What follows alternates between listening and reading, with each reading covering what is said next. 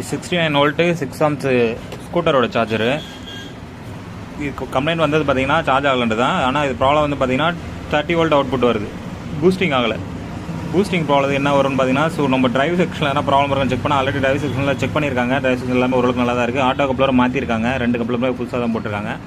அதே மாதிரி பார்த்தீங்கன்னா பேஸ் வோல்ட்டும் வருது, இது சரியான பேஸ் வோல்ட்டு தான்.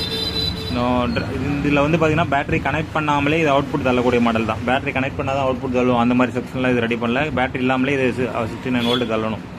பட் ஆனால் பாதி வோல்ட்டு ஆஃபாக தான் வருது, 30 வோல்ட்டு தான் வருது. ஸோ இதுக்கு என்னென்ன ப்ராப்ளம் வரும்னு பார்த்தீங்கன்னா, மெயின் ஃபில்டர் வருது பார்த்தீங்களா,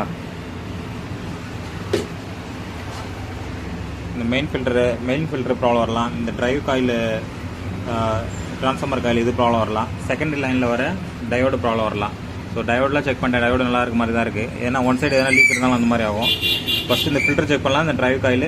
நெக்ஸ்ட்டு பார்த்தீங்கன்னா இந்த டிரைவ் செக்ஷனில் வர ஆட்டோ கப்ளர் வேறு சேஞ்ச் பண்ணிவிட்டு இந்த செக்ஷனில் வர ரெசிஸ்டன்ஸ் இதெல்லாம் ஒன்று வீக்காக இல்லை லோ ஓம்ஸ் அந்த மாதிரி ஆயிருக்கா, இல்லை ரன்னிங்கில் மால் ஃபங்க்ஷன், அதான் செக் பண்ணோம். தேங்க்யூ.